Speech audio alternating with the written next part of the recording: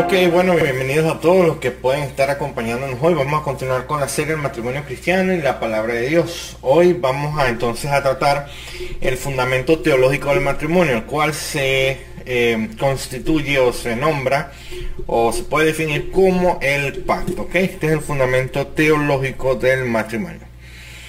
Primeramente, le damos gracias a Dios que pueden estar acá con nosotros, que pueden compartir, que pueden estar aprendiendo, estudiando la palabra de Dios para aplicar esto.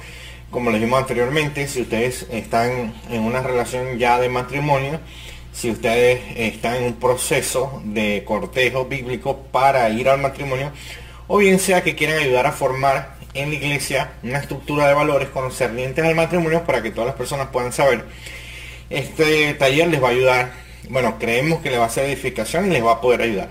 Todas las personas que nos siguen a través de nuestras redes, gracias por seguirnos, suscríbanse, activen la campanita para recibir notificaciones. Y nuevamente vamos entonces a estar grabando toda esta enseñanza para que puedan aplicarla, inclusive aquellas personas que trabajan con pareja dentro de iglesias y congregaciones les pueda servir este material. Este material es 100% bíblico y la intención que tenemos con esto es que sea una ayuda de formación y que pueda de verdad edificarle. Ahora bien, vamos entonces a continuar en el tema de hoy. El tema de hoy se titula el pacto y es el fundamento teológico para el matrimonio.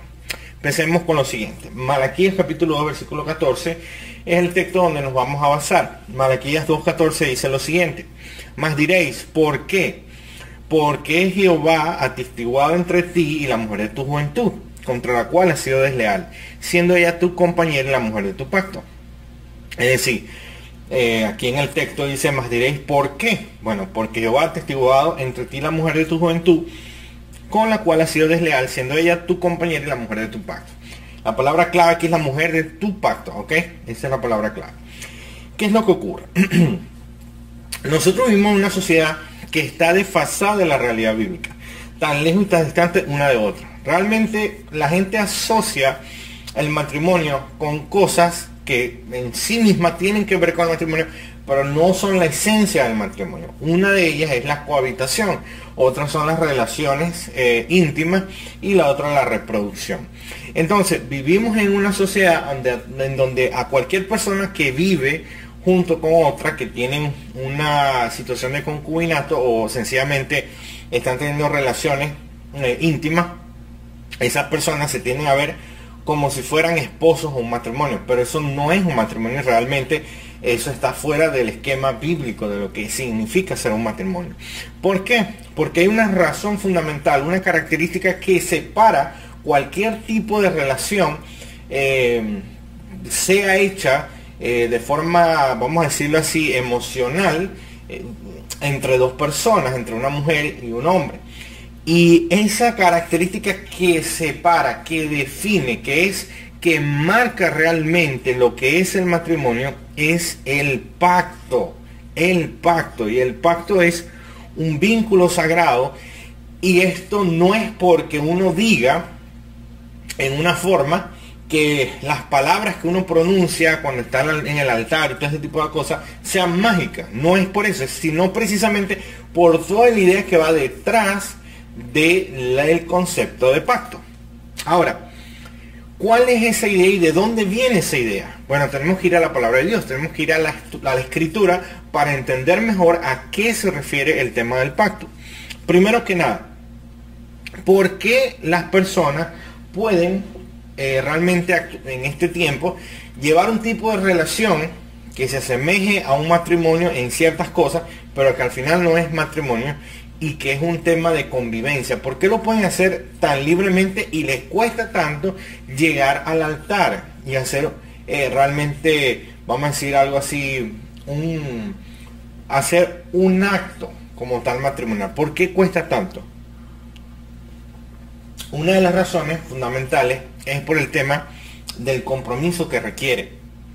Y es que nosotros vivimos en una sociedad donde no existe el compromiso, o realmente no hay un sentido de compromiso. La gente actualmente no quiere compromiso y realmente cambian sus palabras y dicen cosas que luego que las dicen las violentan haciendo con sus acciones algo totalmente distinto. Es decir, personas que transgreden su propia palabra cuando dicen algo y no lo cumplen. ¿Por qué? Porque la sociedad está así. Y nosotros vemos acá que realmente el tema con el asunto del pacto se desconoce en la sociedad, y se desconoce básicamente el tema incluso de la escritura y su fundamento en muchas congregaciones, lo cual es lamentable. Pero bien, ¿desde dónde comienza toda esta idea de pacto? ¿O desde dónde pudiéramos nosotros observarla? Claro, bíblicamente hay demasiados textos, hay una estructura general de pactos en toda la Biblia, pero no vamos a hablar de eso porque no es una clase sobre teología del pacto, es una clase sobre el matrimonio. Pero lo que queremos ver acá es la forma en la cual Dios hace pacto y establece un pacto con los hombres. Primero que nada, en Génesis 15, del verso 7 en adelante, nosotros tenemos la historia del pacto que el Señor hace con Abraham, ¿ok? Y en este punto el Señor le da una promesa a Abraham, y Abraham le pregunta: ¿en qué conoceré que la he de heredar, la tierra? Y el Señor le entrega una señal a él, ¿ok? Le da una garantía. Entonces, el tema con el pacto no es un asunto sacado de un tipo de libro de legislaciones y todo esto. No, es bíblico, netamente bíblico. En Génesis 15:17 nosotros tenemos que, puesto el sol ya oscurecido, se veía un horno humeando, una antorcha de fuego que pasaba por entre los animales divididos. En aquel día hizo Jehová un pacto con Abraham, diciendo: a tu descendencia daré esta tierra, desde el río de Egipto hasta el río grande, el río de Éufrates. ¿Qué es lo que ocurre acá? Básicamente toma el Señor los animales, o más o menos esta es la idea, se dividen, se parten por la mitad, se ponen a los lados. Este es el contexto de pacto en los tiempos antiguos. Y la persona que camina por el medio de los animales divididos, lo que está asumiendo es que si él no hace lo que él ha dicho que hará, que va a hacer, entonces que a él le pase como a esos animales, que sea dividido en dos partes, en este caso si no cumple su palabra. Entonces, Dios hace esto, Dios mismo hace esto para reafirmar la promesa que ya le entregó a Abraham, ¿ok? Ahora, uno debería preguntarse, pero ¿por qué Dios necesita hacer un pacto? ¿Será que a Dios se le puede olvidar lo que Él diga? De hecho, si Dios dice que va a hacer algo, ¿por qué deberíamos dudar? Es decir, no es inmutable, no es alguien, como dice la Escritura, que no es hijo de hombre para que mienta o se arrepienta. Realmente es omnipotente, todo lo puede hacer y llevar a cabo. Su sabiduría es infinita. ¿Por qué entonces Dios hace esto? Bueno, Hebreos 6:13 nos da un poco de claridad al respecto y nos muestra, por ejemplo, lo siguiente. En Hebreos capítulo 6, verso 13 dice que cuando Dios hizo la promesa a Abraham, no pudiendo jurar por otro mayor, juró por sí mismo. Porque los hombres ciertamente juran por uno mayor que ellos. Y para ellos el fin de toda controversia es el juramento para confirmación, ¿ok? Por lo cual, queriendo Dios mostrar más abundantemente a los herederos de la promesa la inmutabilidad de su consejo, interpuso juramento para que por dos cosas inmutables, en las cuales es imposible que Dios mienta, tengamos un fortísimo consuelo los que hemos acudido para asirnos de la esperanza puesta delante de nosotros. Es decir, ¿por qué Dios jura y hace pacto? ¿Por qué? ¿Por qué causa nosotros? ¿Por qué causa nosotros, en este caso, vemos que Dios hace un pacto? Bueno, la respuesta es sencilla y clara. Y es por nuestra debilidad como seres humanos. Para creer, nuestra debilidad para creer lo que Dios dice. O no solamente Dios, sino cualquier persona. Una vez yo comentaba en una predicación que la gente no tiende a confiar y a creer lo que se dice. Y hay una razón. O sea, claro, empezando por el pecado, primariamente, ¿no? Pero hay otras razones también de parte experimental. Y es que ciertamente nosotros desde niños, desde que tenemos uso de nuestra razón de conciencia, hemos experimentado muchos tipos de decepciones. Personas que nos han defraudado, que nos han dicho algo, que nos han prometido algo y que no han cumplido su palabra. Y estas cosas se vienen desarrollando a lo largo de nuestras vidas hasta el punto de crear en nosotros una forma de rechazo o de sentimiento de incredulidad ante todo lo que tenga que ver con promesa, ¿ok? Todo lo que tenga que ver con promesa, con un juramento de algo. Generalmente los hombres son escépticos, generalmente. Cuando Dios hace esto, lo que está diciendo es que así tú no creas, es decir, por dar un ejemplo a Abraham, así tú no creas, esta es la promesa que yo te doy, así tú no creas que yo no voy a mentir, por eso yo, igual vamos a ir y yo voy a hacer un juramento. Y yo voy a ratificar mi promesa juramentando ante ti lo que voy a hacer. Y dice el texto en Hebreos que él lo hace por sí mismo porque es que no hay más nadie por quien jurar. O sea, Dios jura por sí mismo porque no hay nadie mayor. Eso es lo que dice el texto. Entonces es como en una forma, una forma de voto que el Señor hace.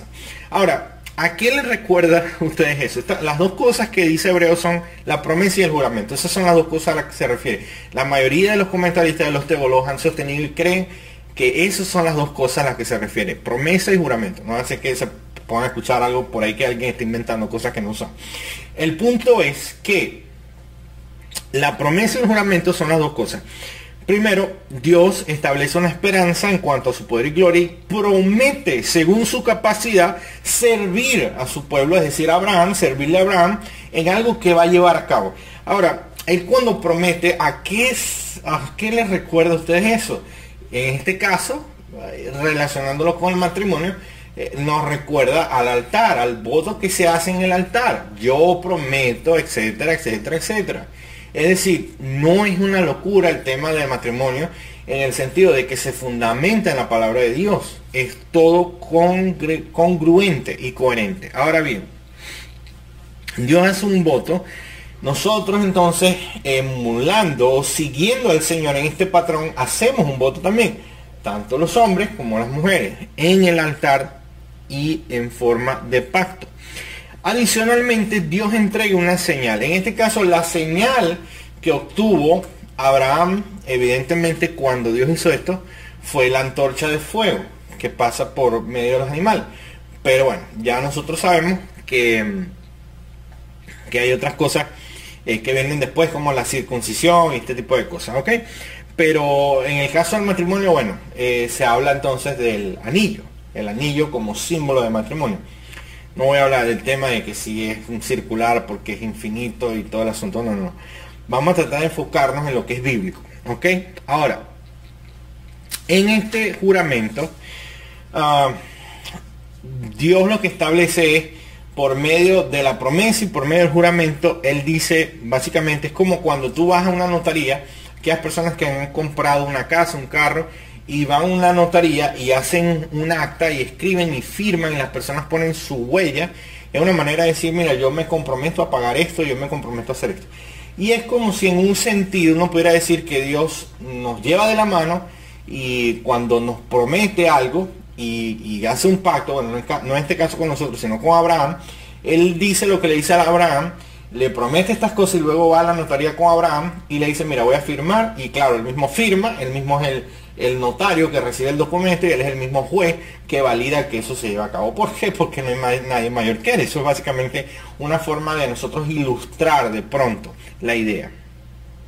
Ahora bien, hay unas cosas que se derivan del pacto que Dios establece para con su pueblo, en este caso con Abraham y su descendencia, de la cual nosotros formamos parte si estamos en Cristo según el apóstol Pablo en Romanos, ¿ok? Primero que nada, Dios establece este pacto por causa de la debilidad humana. Esa es una palabra clave que ya lo dijimos.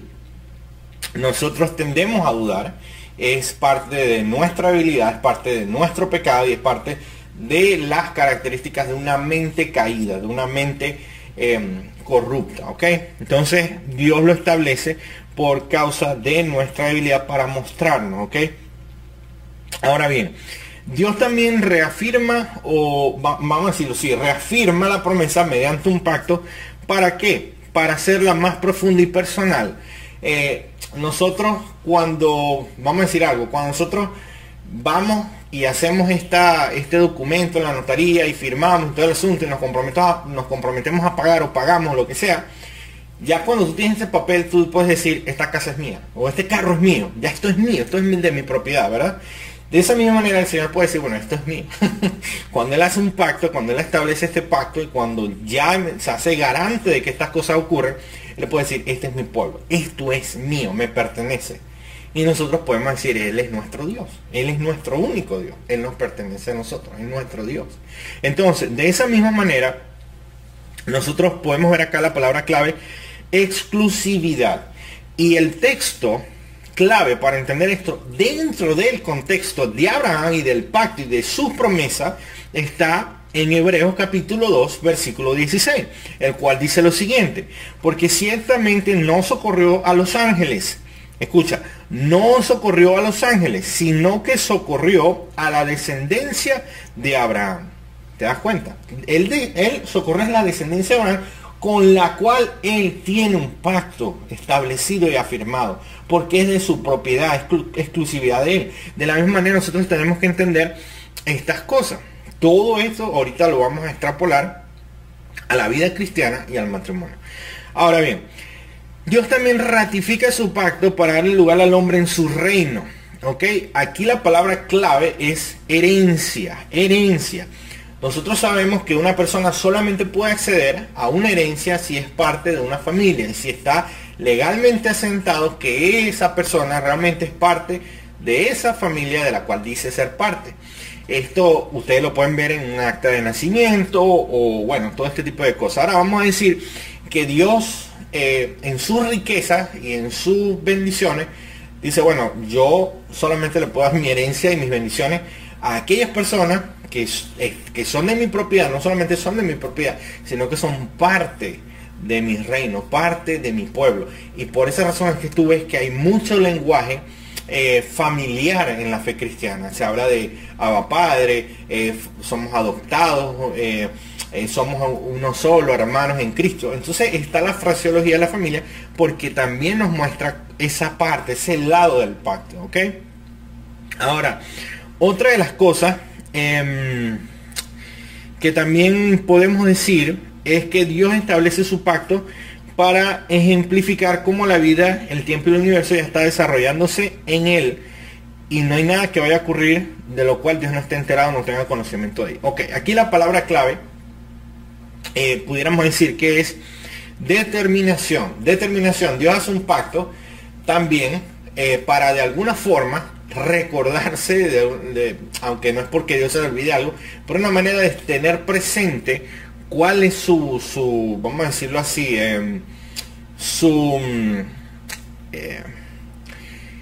no su obligación, pero sí se pudiera decir su responsabilidad, ¿ok? Para con su pueblo.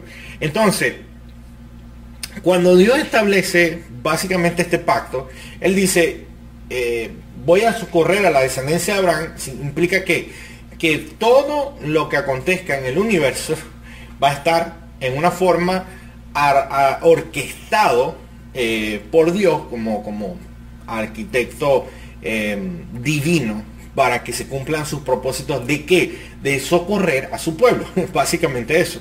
Entonces, hay cosas que nosotros vemos que ocurren en la historia del pueblo de Israel que tienen el fin último, es precisamente de esto lo que dice Hebreos, de socorrer a la descendencia de Abraham, y de la cual los apóstoles hablan en el Nuevo Testamento.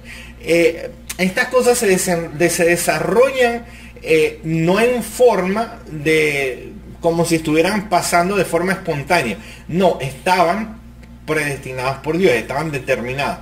Es como, vamos a decirlo de una manera, el futuro muchas veces condiciona al pasado, ¿ok? Yo sé que quizás nunca han escuchado esto, pero el futuro condiciona muchas veces el pasado. Voy a dar un ejemplo. Si tú planeas, por ejemplo, viajar, no sé, vamos a decir que el sábado, tú planeas viajar el sábado, tú deberías saber que entre el miércoles y jueves y viernes, tú tienes que revisar los cauchos de tu carro, las llantas, como le digan en tu país. También adicionalmente tienes que revisar el aceite, tienes que revisar el agua, tienes que revisar los neumáticos, que ya vimos llantas o caucho, como sea que le digan, todo este tipo de cosas, preparar una maleta, llevar alimentos, comida, todo este tipo de cosas. Entonces, esa preparación está condicionada por tu viaje. Tu viaje no ha ocurrido todavía, pero ya tú estás trabajando y haciendo cosas por causa de lo que ocurrirá el sábado. Entonces, de esa manera el futuro muchas veces condiciona nuestro pasado. Y de esa manera nosotros también podemos ver que hay cosas o existen cosas en las cuales nosotros vemos que se desarrollan en el Nuevo Testamento, que estaban ya como tal determinadas por Dios que ocurrieran de esa manera. Ok, entonces esta es una de las formas en la cual nosotros podemos ver cómo Dios se determina. Ok, ahora bien, ¿cómo impacta nuestra vida y cómo se relaciona esto al matrimonio? Primero vamos a verlo desde el ángulo de vista individual, de la forma de la vida personal cristiana. ¿Cómo impacta esto lo del pacto? Primero que nada, aquí dice, una de las cosas que podemos ver acá es, que primero que nada, el pacto del Señor hacia su pueblo nos debe incitar a una seguridad. ¿Una seguridad de qué forma? En este sentido, existen momentos en la vida cristiana en las cuales uno se siente débil, es debilitado, y la vida cristiana se hace difícil. En esta forma nosotros debemos cada vez recordarnos el pacto que el Señor ha hecho, el juramento de socorrer a la descendencia de Abraham, de la cual nosotros formamos parte, precisamente por la dificultad que nosotros tenemos en la vida cristiana. Ese es el primer punto. Segundo, ¿por qué es importante ver lo del pacto en la vida cristiana? Por la inestabilidad de la fe. Los discípulos dijeron, Señor, aumentanos la fe. Entonces, la vida cristiana no es una vida sobrenatural donde tú todos los días andas por las nubes, aunque a veces se venda eso en ciertos círculos, en ciertos contextos denominacionales cristianos. No es así. Hay días que tú te sientes mal, que te sientes de pronto defraudado, afligido. Hay días que tú te sientes gozoso, hay días que te sientes mejor que otros días. Entonces, por la inestabilidad de la fe, la promesa del pacto y del juramento nos recuerda que no es por nuestro mérito, que realmente si Dios nos va a salvar, no es por el mérito nuestro de ser perfectos y santos, porque realmente no lo somos por nuestro mérito, sino por la obra de Cristo. Y bueno, eso es el evangelio de la gracia, ¿no? El evangelio de salvación. Pero la promesa del pacto nos recuerda que es por el amor y la gracia de Dios. En este sentido, podemos recordar aquel texto que dice, aunque nosotros seamos infieles, Él sigue siendo fiel, Él no se puede negar a sí mismo. No se puede negar a sí mismo en esa fraseología de que Dios se compromete. Él no puede ir en contra de lo que Él mismo ya ha pactado, lo que ha determinado hacer. En tercer lugar, también el pacto nos recuerda la condición del mundo.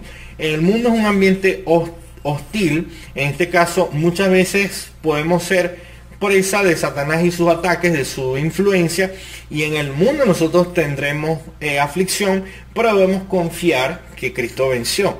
Entonces, esto nos recuerda que así como nosotros vemos que en Abraham todo este lugar está anclado a la promesa del pacto que Dios le dio. ¿A qué lugar? Bueno, la tierra que le había de heredar. Ese es el punto. La tierra que le había de heredar y de la cual Hebreos dice que murió sin entrar en esa tierra. O más o menos buscando la ciudad de Dios. Básicamente es lo que quiere decir. Buscando la ciudad de Dios que tiene fundamento. Es lo que dice Hebreos. Entonces, esta tierra, este lugar, esto nos recuerda la posición geográfica que nosotros tenemos, la locación. ¿Cuál es nuestra locación? Es una locación espiritual. La Biblia dice que nosotros fuimos trasladados del reino de las tinieblas al reino de su amado Hijo. Básicamente hubo una posición, un cambio de posición a nivel espiritual, y de las cuales muchas personas a veces no están conscientes, incluso conociendo del evangelio y teniendo años no conocen estas cosas de pronto a profundidad. Entonces la promesa del pacto nos recuerda nuestro lugar y nuestra habitación, el sitio donde verdaderamente formamos parte. En palabras del apóstol Pablo lo diría de esta manera: nuestra ciudadanía no está en esta tierra sino en los cielos. Es una forma de verlo también. Y creo que este sería el cuarto punto. También el pacto nos enseña y nos muestra que podemos estar seguros ante el velo del futuro, que nuestra vida, en este caso, nosotros no tenemos control sobre nuestras propias vidas, ni siquiera con todo el dinero del mundo. Todo está en las manos del Señor. Así que la promesa del pacto nos recuerda que y nos da la fortaleza de que el Señor nos conoce y conoce el futuro. ¿Y por qué? Porque lo decreta. Ahora bien, esto es un tema de pronto desconcertante, pero sí, básicamente nuestras vidas no están en nuestras manos, están en las manos de Dios. Entonces, en el tema del velo ante el futuro es que la persona tiende a vivir de una forma afligida, temorosa, sin mucho entendimiento claro sobre lo que está ocurriendo, porque las situaciones son los que vamos a decirlo así, los intimidan, los sugestionan, y la gente muchas veces vive siguiendo vamos a decirlo así, las circunstancias, antes de entender que su posición está en lo que Dios ha determinado. ¿Ok? Ahora, ¿cómo se puede extrapolar esto al matrimonio cristiano? ¿Cómo podemos nosotros hacer una relación? Bueno, primero que nada, en el primer punto, la vida cristiana, cuando dijimos la vida cristiana es difícil, bueno, todo matrimonio es difícil, eso es una realidad, eso no es un tema de idealismo. Por eso es que a mí me molesta tanto cuando cuando quieren vender esa idea de matrimonios exitosos como si fuera una especie de vitrina donde estás exhibiendo un tremendo plato o algo así. Eso no funciona así. De hecho, una de las primeras cosas que uno tiene que estar preparado cuando entra en un tema de matrimonio es precisamente al hecho de que van a haber conflictos y que se tienen que solucionar conflictos. De hecho, hay un solo capítulo en esta serie de matrimoniales que tiene que ver con solucionando conflictos. Entonces, todo matrimonio es difícil. El pacto que se hace se recuerda al esposo y a la esposa que ambos están el uno para el otro en toda dificultad, que tienen que estar uno para el otro en todo momento, en toda aflicción y problema, así como Dios ha prometido estar, y de esa manera es que Dios está también en todas circunstancias que nosotros tenemos como seres humanos. ¿Ok? Segundo, por también la inestabilidad del amor. ¿En qué forma? En el sentido que el amor evoluciona y cambia. Y cambia de ser un sentimiento meramente emocional, de sentir, como muchos dirían, mariposas en el estómago, a ser algo más sólido, robusto y fuerte. El primer tiempo, la persona, los primeros años, que cuando sienten esa atracción, esa química, eso a medida que pasa el tiempo va disminuyendo un poco y va transformándose. No puedo decir que sea todo exactamente igual porque cada matrimonio es diferente y es distinto, pero lo que sí ocurre es que tú llegas a estar más pendiente de la otra persona en un sentido más integral. No te preocupas tanto cómo ella te hace sentir, te preocupa es cómo ella se siente, y viceversa. Es ya un tema de crecimiento en ese sentido en el tema del matrimonio. Adicionalmente, nosotros debemos ver que así como nosotros tenemos etapas en la vida cristiana, en el matrimonio se pasan etapas, se pasan ciertos momentos, y esto les recuerda a ambos que ustedes están trabajando por un objetivo que es mucho mayor al tema de las emociones, ¿ok? Más sobre todo cuando vienen los hijos, y especialmente también ya cuando están los hijos también en el matrimonio. Entonces, así también tenemos como tercer punto, hablamos de la condición del mundo, hablamos del lugar, ¿ok? Del lugar. La condición del mundo, nosotros tenemos que, así como el mundo no es el hogar para los cristianos, ningún lugar va a ser el mejor espacio para un matrimonio que el hogar. En ese sentido, ni la oficina del trabajo, ni el restaurante donde se reúnen con los amigos, que pueden tener su amistad y reunirse y compartir un tiempo juntos y todo lo demás, nada de eso se va a comparar con lo que significa el hogar como espacio especial y único para los matrimonios, para que cohabiten juntos allí. Es una forma de ver que el esposo, su lugar donde Dios lo ha concebido en familia, en matrimonio, es junto a su esposa y junto a sus hijos. Igual el de la esposa, al lado de tus hijos y de tu esposo. El pacto nos recuerda que nuestro lugar es en el hogar junto a nuestra familia. Y en el sentido del velo ante el futuro, que lo dijimos que en la vida cristiana, esto es algo que a veces impacta, el objetivo principal de todos los matrimonios no es controlar toda la vida, no es controlar todo en la vida, es lo que quise decir, sacando provecho de cada situación. Tampoco es conocer qué va a pasar en el futuro, como tratando de alguna forma vamos a decir, de controlar todas las variantes posibles y variables que pudieran ocurrir. No es tampoco exponerse como, vamos a decir, como dar una fachada. Hay matrimonios que ciertamente a veces tienen ya demasiados problemas, pero viven en una hipocresía. Ni siquiera es un tema de que estén solucionando los conflictos, sino que viven ya en una fachada total. Entonces, eso tampoco es el propósito de una apariencia. Realmente el objetivo central de un matrimonio cristiano, conforme a la palabra de Dios, es la gloria de Dios, es la gloria de Cristo. Es glorificar a Dios en todas circunstancias. Entonces, ¿de qué manera lo puede hacer? Viviendo en la voluntad de Dios, siendo obedientes a Dios y disfrutando día tras día de la gracia de Dios, de su amor y de la misericordia de Dios. En eso se cumple prácticamente todo lo que es el objetivo principal del matrimonio cristiano. Glorificar a Dios en toda forma, en todo sentido. De esta manera, cuando los matrimonios pueden o aprenden a vivir de esta manera, puede verse algo muy importante acá, que es lo siguiente. Básicamente se puede ver esto. Cuando tú entiendes cuál es tu objetivo y tu propósito, primero que nada van a ser libres de los prejuicios. Los matrimonios van a ser libres de los prejuicios. En segundo lugar, van a ser libres del legalismo, van a ser libres del afán, libres de la competitividad y libres de la presión social. Eso se cumple cuando uno entiende cuál es el propósito del matrimonio. Cuando uno no lo entiende, uno generalmente, quizás muchos matrimonios pueden vivir en una competitividad, viendo, oye, ¿qué alcanzaron aquellas parejas? ¿Qué lograron aquellas familias? ¿Qué tienen esto? Pero ese no es el propósito. El propósito es glorificar a Dios, ¿ok? Y qué mejor manera de glorificar a Dios que a través del servicio a su iglesia, que es su pueblo.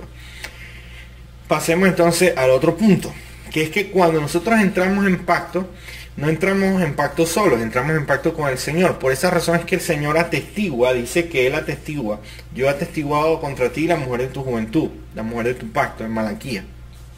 Porque Dios es un Dios de pacto. Y Dios interactúa con nosotros como seres humanos en forma de pacto.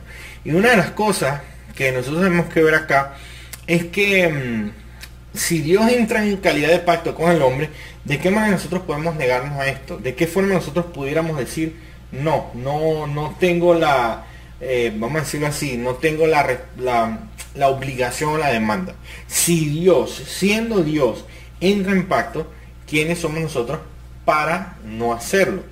Entonces, una de las cosas que vemos acá, básicamente, es el hecho del lenguaje que el Señor utiliza en toda la Escritura, inclusive desde Génesis, ustedes ya lo vieron con Abraham, hasta Apocalipsis. Apocalipsis en este sentido habla de, por ejemplo, por darle un ejemplo práctico, Apocalipsis 2:1, dice, por ejemplo, el preámbulo, tenemos el prólogo histórico, yo conozco tus obras, las estipulaciones éticas, recuerda de dónde has caído, arrepiéntete, y las sanciones del pacto. Entonces, esto es algo, las sanciones del pacto, que es: pues si no, vendré pronto a ti, quitaré tu candelero de tu lugar si no te hubieras arrepentido. Eso es Apocalipsis capítulo 2. Entonces, ciertamente Dios es un Dios de pacto en este sentido, y nosotros debemos entender esto.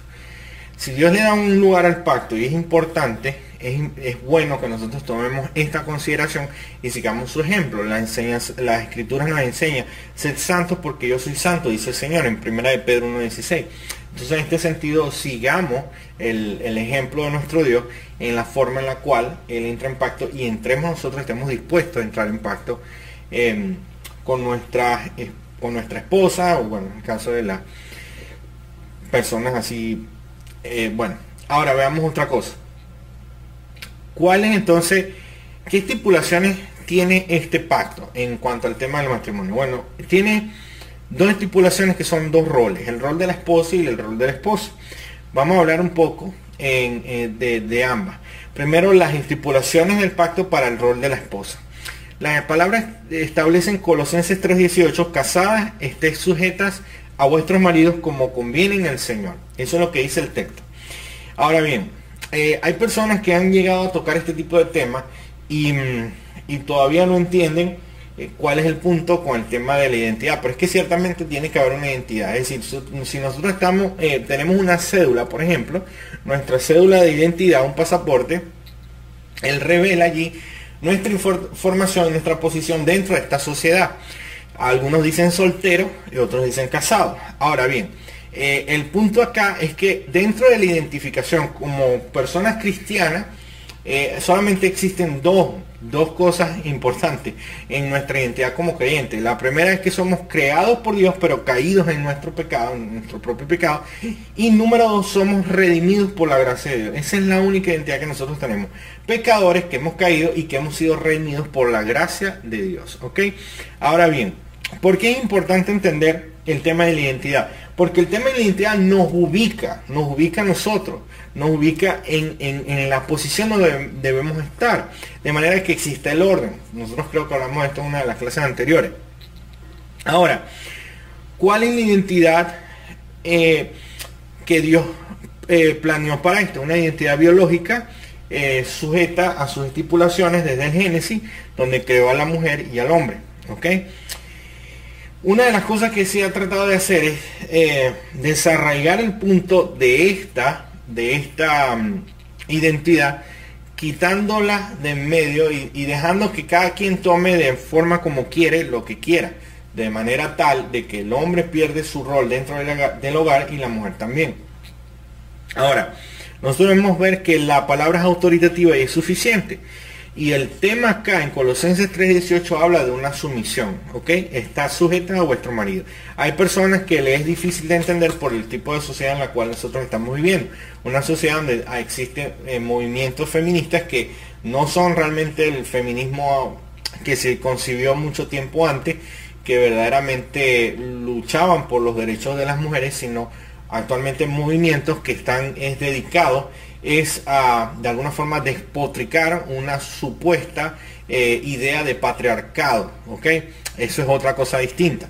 Ahora, el texto acá, vamos a tratar de entender qué es lo que dice el texto de una forma integral, vamos a decirlo de forma fluida y natural. Primero que nada, Pablo cuando habla acá no habla de inferioridad ante el esposo. Básicamente no se trata de eso. Segundo, cuando nosotros como esposos tenemos la posición de liderazgo en el hogar, podemos delegar y evidentemente ciertamente se delega. Muchas veces nosotros como esposos, si tenemos que trabajar, si tenemos que hacer ciertas cosas, delegamos, ¿ok? Pero el asunto como tal es que esa delegación en la cual la mujer y el hombre se complementan para hacer las labores del hogar en la familia, no implica una abdicación. La palabra abdicar tiene que ver con el soltar toda responsabilidad. Y el hombre no puede hacer eso. El hombre tiene vamos a decirlo así, la autoridad de parte de Dios de velar, de supervisar, de regir. Ahora, el punto cuando se habla de regir no tiene que ver con un tema de competencias, que tenga más competencia que la mujer, porque ciertamente en la sumisión no entra en juego las habilidades y competencias. Hay muchas mujeres que son más capaces que los hombres, determinadas incluso y todo este tipo de cosas, pero tiene que ver con un tema de orden, es como un tema de orden. Martin Lloyd Jones en una ocasión él observó cómo una esposa pudo lograr que su esposo interactuara con él básicamente haciendo que ella, con su forma de hablar, prácticamente hizo que su esposo la respaldara en muchas cosas que ella decía y sostuviera esto. Y en este caso era como si la esposa podía influir de una forma fuerte sobre su esposo, sencillamente de una forma sabia e inteligente, en donde no se vea ningún tipo de roce, ningún tipo de rebelión ni ningún tipo de manipulación o intimidación. Entonces no es una forma de tema de lucha de competencia por posición, es un tema de orden. Y en este caso el otro punto es que la sumisión de la cual el apóstol Pablo habla acá no es una sumisión pasiva, ¿ok? ¿Y a qué me refiero con pasiva? Es decir, que no es subyugación, el hombre no subyuga a la mujer. La forma en la cual la mujer se somete a su esposo es por causa de, vamos a decirlo, de seguir al esposo como líder, ¿ok? Como líder, como una persona que lidera. Y es activa, no es pasiva, sino que es activa. ¿En qué forma? En la forma en la cual ella lo hace voluntariamente y no a regañadientes. Y lo abraza de una forma gozosa, más no amargada. Ese es el punto de esta sumisión a la que el apóstol Pablo está hablando. Ahora, la sumisión debe estar fundamentada en el pacto con el Señor. Y adicionalmente el hecho de que se diga que es voluntario, que debe ser la mujer voluntaria en esto, bueno, una mujer piadosa obviamente tiene que tener esto claro, lo que dice que aunque tiene que ser voluntaria, lo que quiere decir es que tampoco puede ser una cuestión de si me provoca o si me apetece, no. ¿Por qué? Porque es una demanda del Señor, es una cuestión que Dios le está demandando a la mujer, no es porque el hombre se lo demande, sino porque Dios se lo demanda. Entonces de esa manera ella debe observar esto. Ahora, la sumisión no se exige en un 20%, ni un 50%, ni siquiera en un 90%. Se demanda de parte del Señor en un 100%. Eso es lo que dice el texto. Está sujeta en todos. Ahora, cuando se habla también de que no es subyugación y que la mujer lo hace porque observa el ejemplo del esposo y lo sigue como líder, el punto es que el hombre no es cabeza del hogar para ser un dictador. El hombre no es cabeza del hogar para ser un dictador ni estar subyugando, sino para cuidar, proteger y salvaguardar la integridad de su esposa y de su familia. Es como el tema de los gobiernos, de los reyes, de las personas que están en poderes, en cargos de poder, que ellos tienen esa posición para servir a su nación, no para hacer lo que les dé la gana. Ese no es el punto. Aunque existan países donde esto ocurra, eso no es el punto esencial del servicio, de los puestos de servir a las naciones. Ahora, hay una anécdota que es el tema de la reina Isabel. Creo que, no sé si ustedes lo han escuchado. La reina Isabel, cuando la reina de Inglaterra, perdón, Isabel, cuando ella fue coronada, el arzobispo de Canterbury le dijo estas palabras, que puedas recibir, le dijo el arzobispo, esta corona temporalmente, oh reina, hasta que Jesucristo, el verdadero rey de reyes, venga por su iglesia. Y cuando él venga por su iglesia, tú tomes tu corona y la entregues a él, el verdadero rey. Esas fueron las palabras que se dio a la reina antes de ser coronada. Entonces ese es el punto con el tema del orden y la sujeción en el hogar. Y adicionalmente es una doctrina fundamental bíblica arraigada en el creacionismo. Nosotros tenemos acá, primeramente lo hemos hablado, que es complementación, es decir, para complementarse, y eso se puede probar, que el hombre y la mujer se complementan, se puede probar científicamente, anatómicamente, fisiológicamente, psicológicamente, espiritualmente. Es como Dios creó al hombre y a la mujer. Ahora,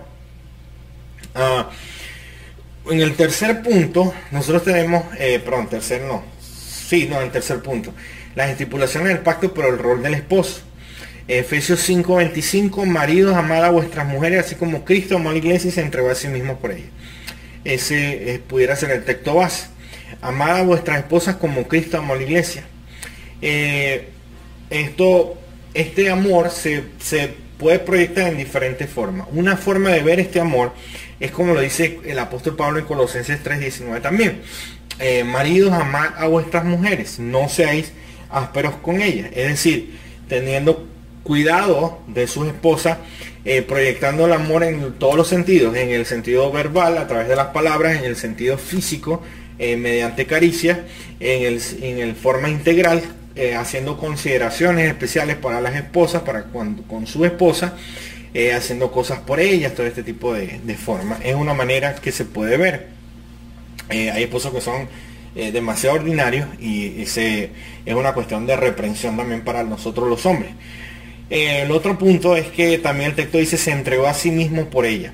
Hay una historia de un puritano en su época con su pastor, que él se reunió con su pastor porque estaba teniendo problemas en su matrimonio, y el pastor tuvo una conversación con él Y el pastor, bueno, como no tenía contexto, no sabía muy bien lo que estaba pasando, le dijo, bueno, ten cuidado de no estar convirtiendo a tu esposa en un ídolo.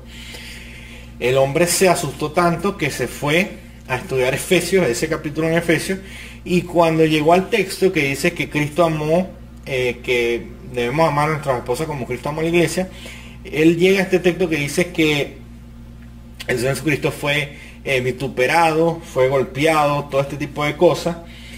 Básicamente cuando llega allí, él dice, bueno, yo no he sufrido por mi esposa a este nivel, no he tampoco recibido todo este tipo de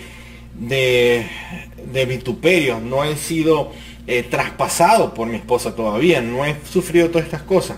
Entonces, ¿cómo voy a estar yo amando suficientemente a mi esposa si no he pasado por este tipo de sufrimiento? Y él llegó al punto de entender que realmente no estaba amando tanto a su esposa como Cristo amó a la iglesia. Y se fue a donde a este pastor puritano, y le explicó la situación. El pastor en ese momento escuchó lo que él le explicó y entendió, al punto de decirle, bueno, hijo, realmente tienes razón. Esa era la época donde los pastores también asumían que se habían equivocado y pedían perdón. Y le dijo, no, tienes razón, no estás amando suficientemente a tu esposa, si el texto lo dice, así que vaya a su hogar y ame más a su esposa de lo que la ha estado amando. Entonces, básicamente eso es una de las cosas que tenemos que considerar. Todos nosotros, los esposos, tenemos el llamado de entregarnos a nuestras esposas en un 100%, no en un 70%, no en un 30%, es en un 100%, ¿ok?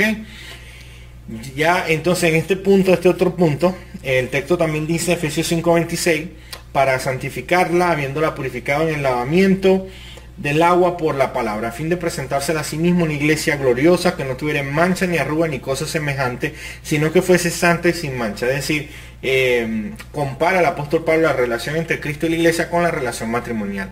Es una forma de ilustración bíblica 100% que podemos usar.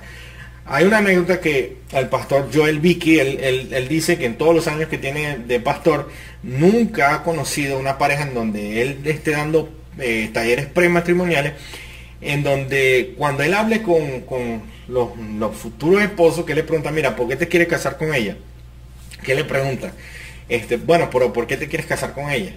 Ninguno de esos hombres le ha respondido a él, bueno, yo me quiero casar con ella para santificarla y purificarla en el lavamiento del agua por la palabra. Nadie le ha dicho eso al respecto. Y ese es un punto que es importante considerar, porque por el aspecto espiritual del matrimonio, es nuestro llamado como esposos de liderar espiritualmente nuestros hogares.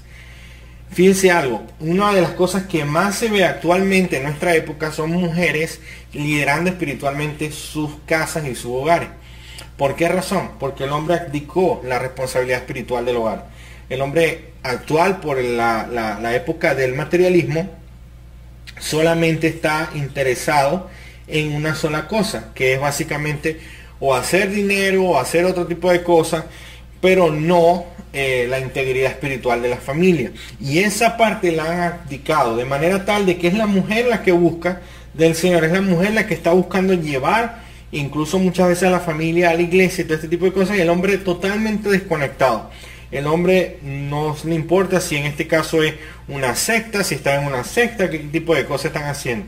Entonces es una de las cosas que nosotros vemos que tenemos un llamado y que Dios nos va a llamar a cuentas sobre esto.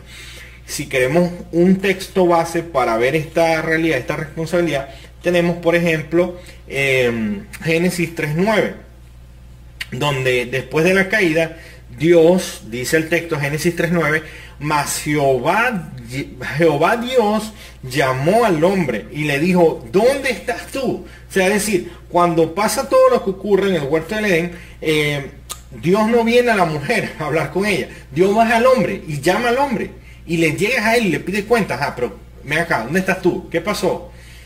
Entonces, la realidad es que nosotros vamos a ser llamados. La pregunta sería en el día del tribunal de Cristo, en el día del juicio, cuando estemos todos delante de él, ¿podrá tu esposa pararse delante del Señor y decir, Señor, porque tú me diste este esposo que me protegió, me guardó, espiritualmente oró por mí, me predicó el evangelio, me llevó a la iglesia, estuvo siempre, hoy puedo estar aquí, puedo ser salva. Hoy puedo estar delante diciendo, salva por tu gracia y misericordia. Y Él obró en esto. Él fue un verdadero compañero espiritual de mi vida. Ese debería ser nuestra meta, nuestro objetivo como esposo. Eso es lo primero, lo primordial. El tema de la provisión, ok, son otras cosas importantes, pero esto es lo más primordial y lo más esencial. Entonces, si eso no se considera, estamos mal. Estamos mal como esposo, realmente. Y otra de las cosas que podemos considerar, bueno, el tema de cómo el hombre debe, en este caso, amar a sus esposas como a sus mismos cuerpos. Eso lo dice Efesios 5:28. Así también los maridos deben amar a sus mujeres como a sus mismos cuerpos. El que ama a su mujer, a sí mismo se ama. Ok, esto es importante acá. ¿Por qué? Porque, bueno, William Gougy, que fue también un puritano, ellos escribieron, una de las formas que él lo dijo fue de esta manera. Si tú de pronto estás haciendo un trabajo y te cae una basura en el ojo, tú no le dices al ojo, espérate ahí que yo mañana o pasado veo cómo te atiendo. Si te da un dolor de cabeza, tú no le dices a tu cabeza, oye, espérate ahí mañana o pasado que yo veo a ver cómo voy a resolver contigo. No le vas a decir hacia la cabeza. Si de pronto te cortas, tú no dices, bueno, ahí veo contigo qué voy a hacer, qué hago. Cuando tu esposa te necesita, cuando tu esposa necesita de ti, cuando tu esposa busca de ti, tú tienes que estar para ella. Tú no le puedes decir, porque tú eres una sola carne con ella. Tú no le puedes decir, bueno, mañana te atiendo. Como decirle a la basura en el ojo, mañana te atiendo, ojo. No, o sea, es decir, si a ti te duele una basura en el ojo y inmediatamente que te molesta y te cae, tú tienes que tratar de lidiar con eso, tú de la misma manera tienes que atender a tu esposa. Si tu esposa necesita hablar contigo, si ella te necesita, tú tienes que estar para ella. Porque ella es parte de ti, ese es el punto. Entonces, ya con esto cierro y con el tema de la reflexión teológica es la siguiente. Hebreos 13:20, dice, y el Dios de paz que resucitó a los muertos, nuestro Señor Jesucristo, el gran pastor de las ovejas, por la sangre del pacto eterno, es decir, el pacto eterno, el pacto de la eternidad, donde el Padre, el Hijo y el Espíritu Santo acuerdan llevar a cabo el plan de redención, debe ser un ejemplo para nosotros de que Dios opera en esta forma de pacto y que nosotros, nuestro fundamento para la vida matrimonial no puede ser un tema de emociones, no puede ser solamente eso, porque eso pasa, eso va disminuyendo con el tiempo. La solidez y la fortaleza de nuestro amor debe radicarse en el pacto, como el Señor nos ha mostrado y nos ha enseñado. Y es la manera como el amor puede crecer y trascender a algo que va mucho más allá de una mera emoción y de un mero sentimiento.